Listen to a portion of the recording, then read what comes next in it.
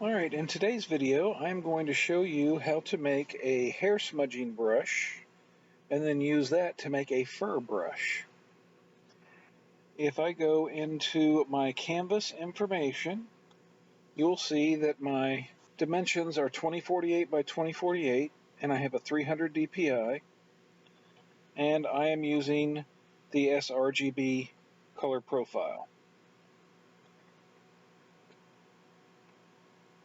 We're going to change the brush to white and the background to black, and we're going to start out with our hair smudger brush. Let's go to the monoline brush and bring that down to about 65%,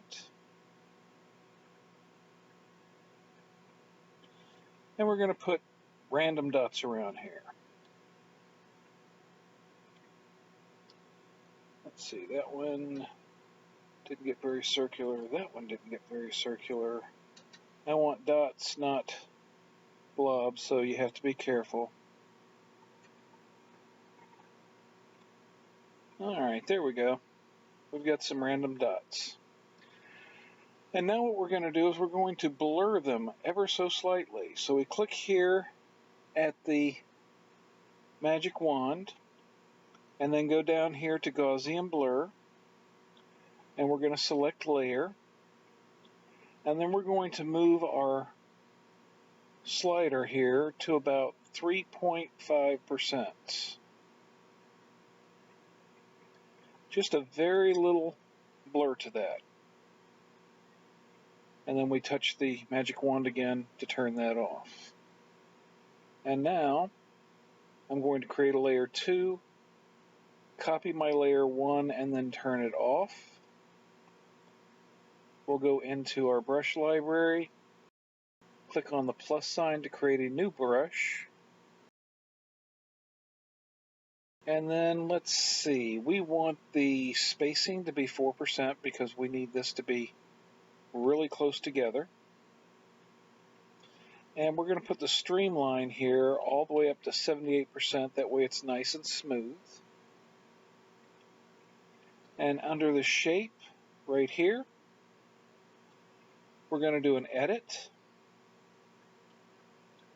and then we're going to select to import, and then down here at the bottom we're going to click on paste, and then we can tap outside of that to close that, and we can see the picture here, and then we're going to come up here and click on done, and as you can see it's already starting to look like hair.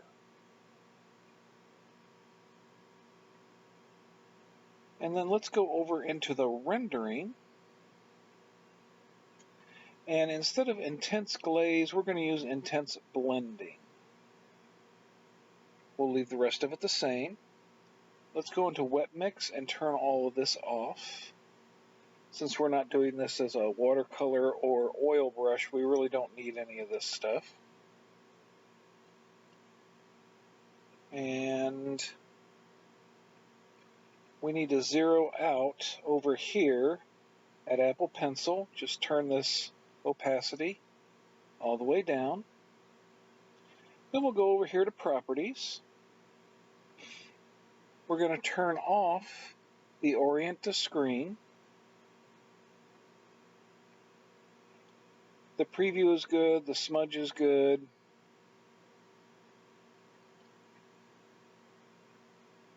Let's make the maximum size here all the way up to max.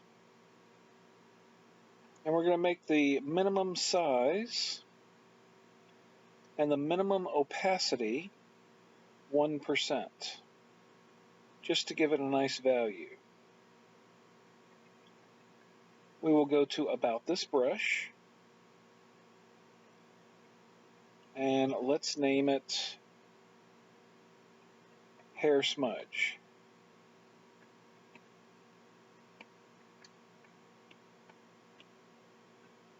Click Done and create a reset point. And we'll click Done on that.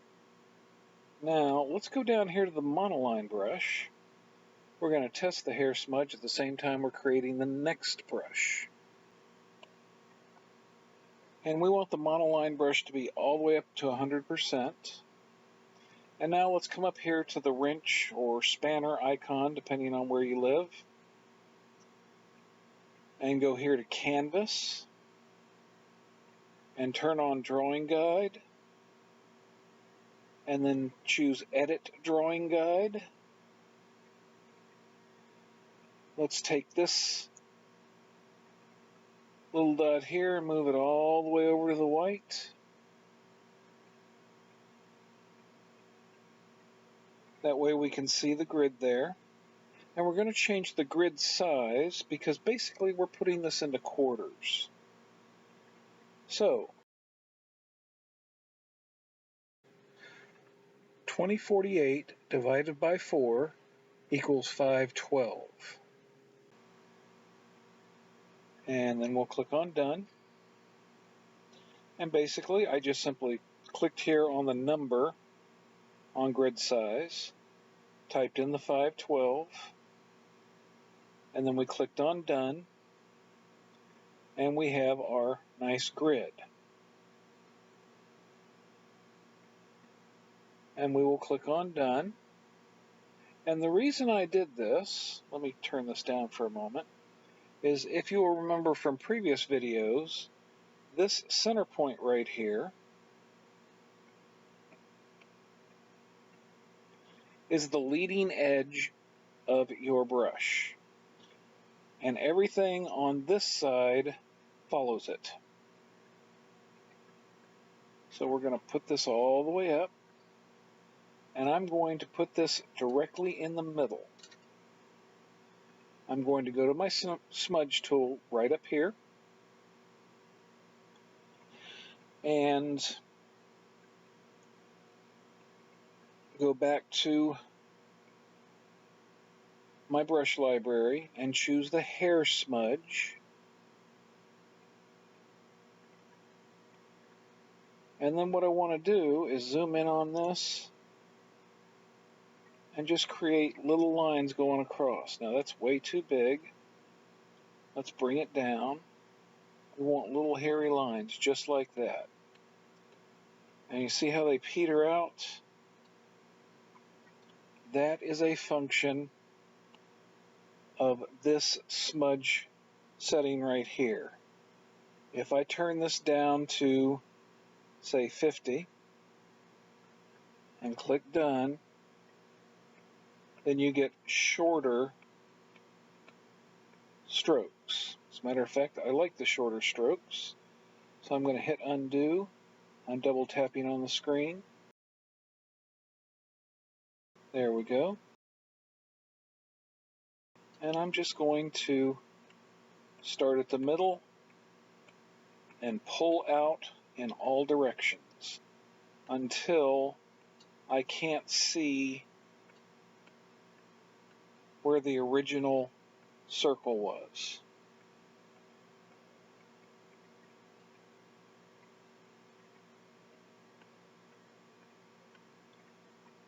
So basically, we're creating a furry ball. There we go. Now I'm going to zoom out. I'm going to come up here to the top and click on this arrow, and that selects. And then down at the bottom, I want to tap on the snapping, make certain that magnetics is turned off. In my case, it is this time. We can turn that off. And now I'm going to click down here where it says Fit to Screen. And that zooms our picture all the way out.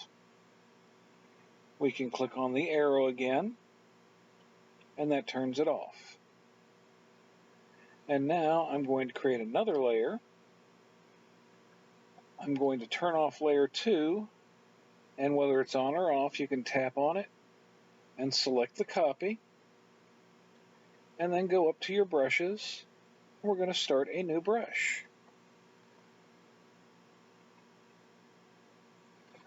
And on this brush, let's put the spacing to 12%, That way it's closer, but not too close. We don't want a solid line going on here.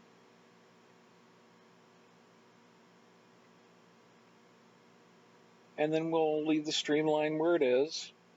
Let's go down to shape. And once again, we're going to do edit. And then import. And then paste. And then tap outside once to close that menu. And then you can click on done. And you have your nice little picture here. And you can see it looks kind of fuzzy going around the edges. And what I'm going to do is take this scatter right here, and I'm going to make it 100%. And that way the brush will just kind of scatter randomly around in a circle, so it's not always the same image in the same direction. And now let's go down here to rendering, and we're going to turn this to light glaze. That makes it look more furry already.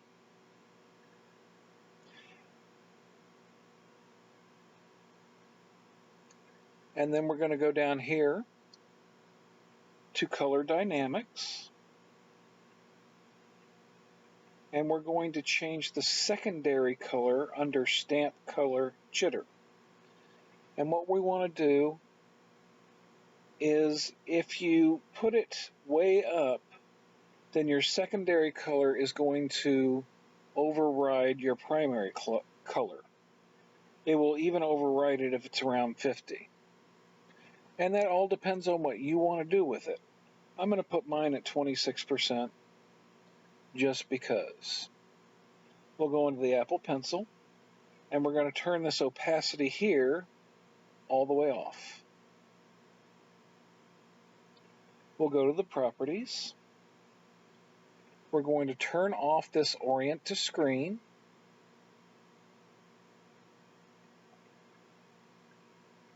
And then we're going to change the maximum size of this brush right here to 400.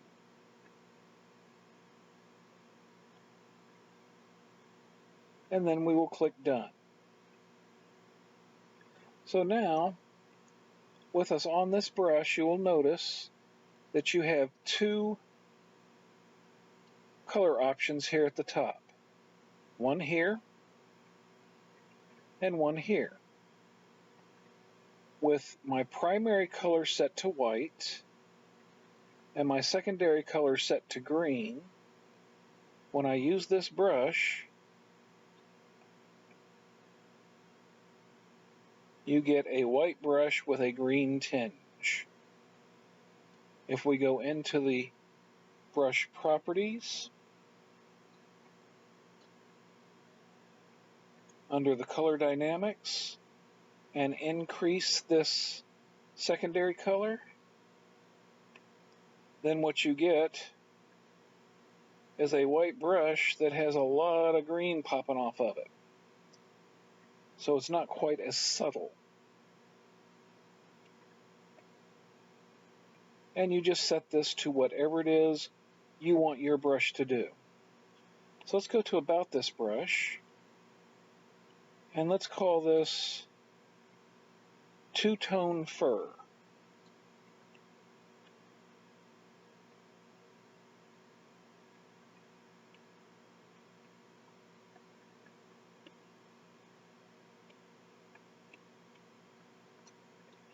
And create a reset point.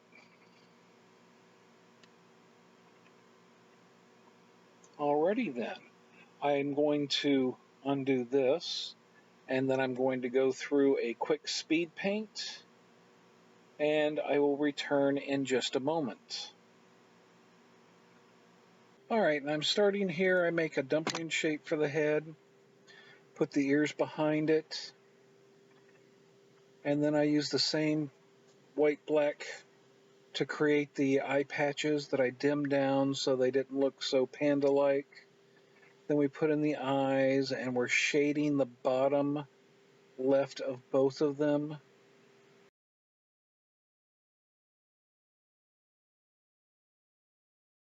And I'm shading the left eye, and then the right eye.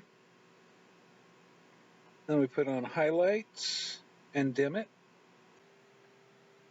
And I do the muzzle, the nose, and the mouth. And the mouth is a little dim, so I darkened it up a little bit. Right now I'm shading the bottom right of the muzzle and the head, and then I highlight the top left of the head and the muzzle, and then I create the body using short strokes for variation. And then I will come in here and put in the belly, which I found screen works best on this if I dim it down slightly. Put in the feet, and put in one arm, and give it claws, duplicate it, and flip it over for the other arm that I positioned slightly differently, just for variation.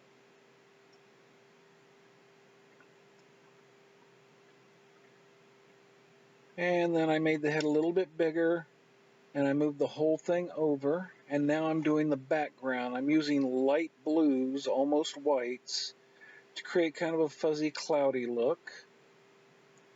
And then I'll go in and start making the background of green and browns. And you'll see whenever I do the background here, I get the ground a little bit too dark. I can't make a decent shadow. So I'll come back and add shadow to that. Right here, I'm going to start making it lighter and then put in shadow.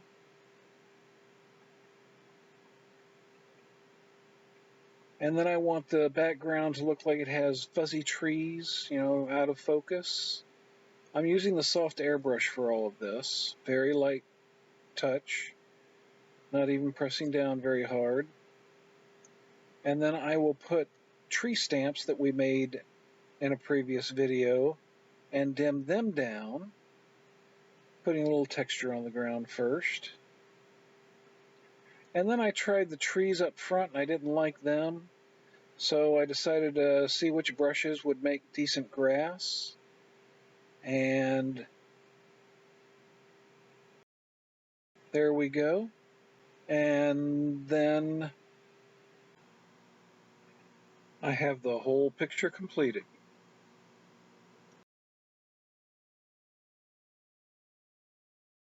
And there you go. I have created this nice little forest bear using the fur brush.